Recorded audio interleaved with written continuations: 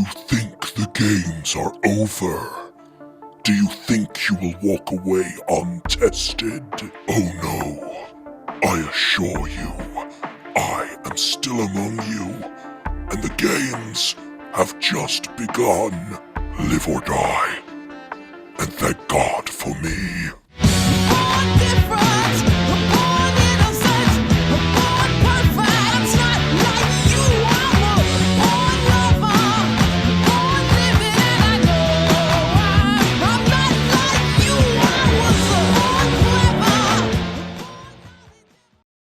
Well, the internet sure loves to prove a guy right. After last week's episode where I talked about the derision some games get for being too social justicey or too politicsy because they have a black or a woman protagonist in them, or heaven forfend, both.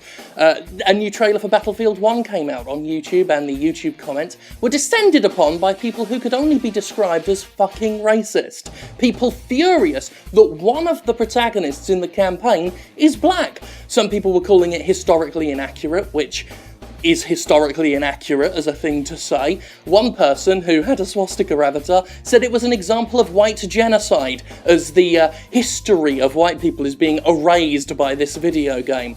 There were some other people saying that this is an example of political correctness being shoved down their throats, because you can't have a black person in your shooting game. It's being shoved in your throats! Unbelievable. Anyway, just wanted to say that I feel pretty vindicated by that, and also I do find it funny that certain right-wing pundits and other commentators decided to say that last week's video was declaring anybody who criticises Virginia and similar games to be a misogynistic racist, despite the video multiple times saying that that's exactly not what I was saying and explaining how I wasn't saying it. But there you go. Why let what I actually said get in the way of your interpretation of what I said? On with the show. There are a lot of reasons many Dead Rising fans are tepid, to say the least, regarding the upcoming Dead Rising 4. Devotees of the original's game's limited save system and time limits are unhappy with what they view as a stripping of the series' unique features, but I'm not here to talk about that because, if I'm perfectly honest with you, I don't have the monumental fucking patience to deal with some of the shit Dead Rising 1 and 2 pulled. Today, we're talking about something Capcom did that I definitely do disagree with and has been a significant cause for discontent among fans: the complete overhaul of beloved protagonist Frank West. It's Frank West. As well as removing his beef burger facial features and generally making him more generic looking, Capcom opted to recast Frank, transferring performance duties from TJ Rotolo to someone who I don't care about. What was a protagonist who captured imaginations with his goofy delivery and chunky meat face is now just one of thousands of regular video game men. Oh, what's this? After Capcom remained quiet on the change, series asset manager Trant Lee Ames finally broke silence and addressed the recasting, stating they wanted to work with someone to provide a more grizzled, older take on Frank. Yeah, because of course no voice actor's capable of altering their voice to suit their character's age and disposition. It's not like they're actors or anything. First of all, I gotta call bunkum on the explanation given, mostly because Frank doesn't look or sound older and grizzled. He's just regular video game dude now. It's a significant misfire for a game that's selling itself on the fact that, oh, and let me quote here, Frank is back. He's not really back, is he? Because that's not Frank. Not the Frank fans love, anyway. The Frank West situation points to a long-running problem in the video game industry, a complete disregard and disrespect for what voice actors bring to the table. As we covered months ago during the Performance Matters campaign, vocal performers are an all too often overlooked part of games, a medium that desperately strives to emulate Hollywood, yet doesn't want to acknowledge that their actors have any importance. And as we've seen with Dead Rising 4, even the mouth behind a beloved cult character is completely disposable. While recasting actors in movies and television isn't unheard of, and reboots have allowed room for further reinterpretations of classic characters, there's still a certain reverence for such characters and an acknowledgement that they are what they are due in huge part to the performers portraying them. Imagine if Walter White was recast in a later season of Breaking Bad. Bryan Cranston discarded in favour of someone else. Well, no, Skeet Ulrich. The idea is inconceivable. White and Cranston are inseparable at this point. You're goddamn right. Likewise, you were never going to have the original Star Wars heroes turn up in The Force Awakens without bringing Harrison Ford, Carrie Fisher, and Mark Hamill into the mix. Unless you're doing the whole younger years prequel thing, which of course they are doing with Han Solo, there are certain characters you just don't put another performer in the shoes of. Video game performers get no such reverence. There's no greater example of this than the lack of David Hayter in Metal Gear Solid 5, tossed to the side because Kiefer Sutherland has been on the proper grown-up telly, and that's more important than preserving continuity between Snake Eater and the Phantom Pain. Oh yeah, let's not forget this. People say, oh yeah, in Phantom Pain he's Big Boss. Oh no, but he's a totally different Snake and shit. But they should have established that back with Snake Eater, shouldn't they? And Peace Walker, and all the other times David Hayter was Big Boss. They didn't though, because everyone knows David Hayter is Snake. Snake is David Hayter. Well, until they had the money to get someone famous. Not even a cameo, not even a reference, not even another role for him to play in Kojima's last ever Metal Gear game. And it later transpired that this wasn't new, that Kojima had been trying to replace David Hayter for ages, constantly trying to find someone more famous, someone more Hollywood, more movies. And frankly, as much respect as I have for Hideo Kojima, I think that's pathetic. As well as disrespecting the actors, of course, casual recasting can also completely alter the characters themselves. Let's take Splinter Cell Blacklist as an example, where Michael Ironside was replaced as Sam Fisher by some other chungus. The resulting character just wasn't Fisher by any demonstrable metric. He was somebody else, and the fans totally knew it. Some characters are cast and recast so many times they lose all sense of identifiable personality traits and become true ciphers. For examples of this, we can return to Capcom and take a look at its Resident Evil series. Its protagonists have recognizable names and outfits and hairstyles, but that's really all they are at this point,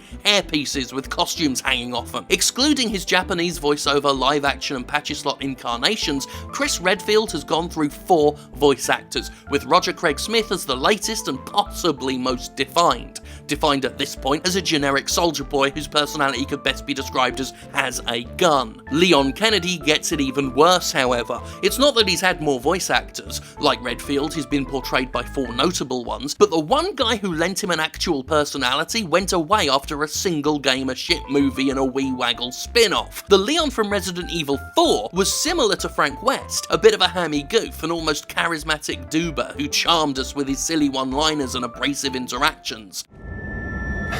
Where's everyone going?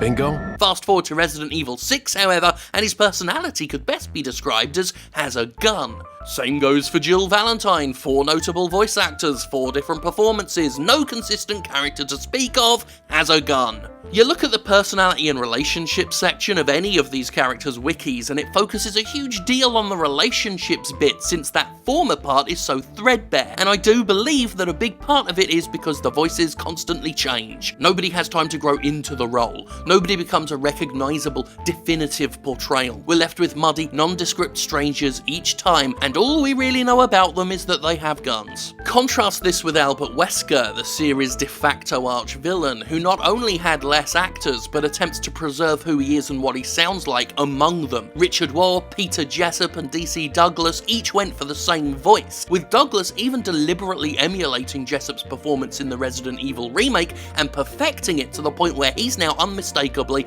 the voice of Wesker, at least until Capcom brings him back and then recasts him. Albert Wesker is one of the very few series characters to be recognisable outside of the purely visual, because he had actors striving for consistency and one who eventually came to truly personify the role. Complete global saturation.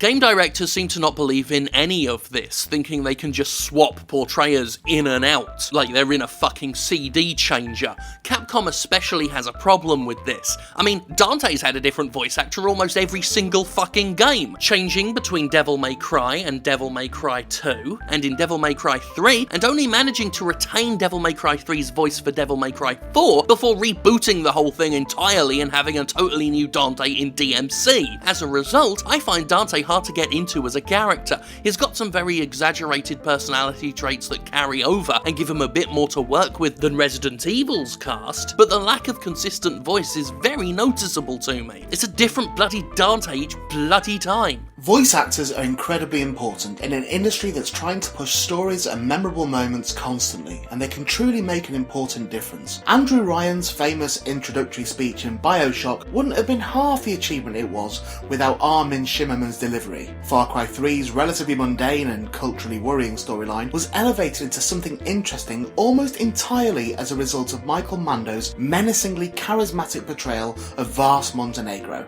These are points I, Jim Sterling, have made before, but they bear repeating because the snubbing is constant and pathetic. And also, fuck every video game award show that ever gave an award to some well-known celebrity for a mediocre performance just because they were shipped in for a GTA or a Bethesda game and ignored the talented work of actors who are actually putting out genuinely great work, constantly with little recognition and barely anybody seeing their face. Thank a god for me. There we go, that'll do, won't it? Video games, your characters deserve better than revolving door vocal cords, and your actors deserve better than being tossed through that revolving door with no care, no attention, and no regard for how their work impacts the fans of your productions.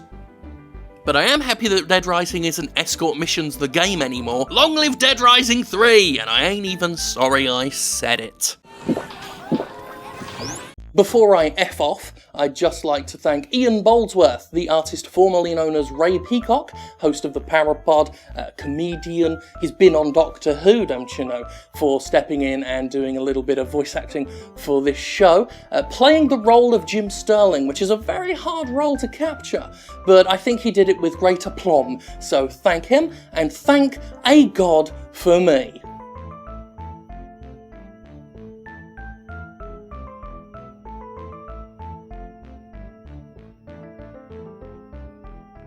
I don't have anything else. Hit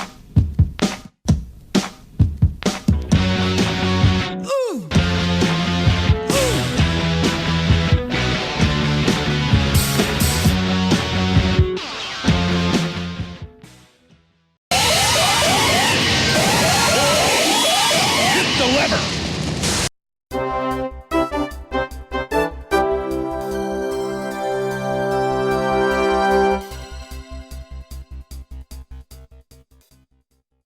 I may have been a bit hasty before the credits when I said that I don't have anything else, because I've got some fuck Konami news, all the news that's fit to make you say fuck Konami. This week has been the 30th anniversary of Castlevania, an iconic series, a beloved series.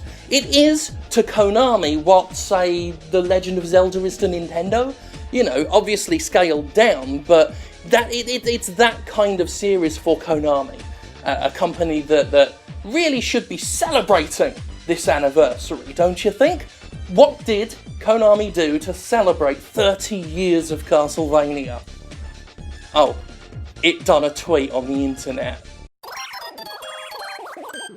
Not even the main account. Konami UK done a tweet on the internet. This is incredible, just further showcasing the disrespect Konami has for its own work. It's funny, we were talking about the disrespect for voice actors in this episode, and indeed we can talk about the disrespect Konami has for everything. Pretty much fucking everything. So that's fun, isn't it? What a shame.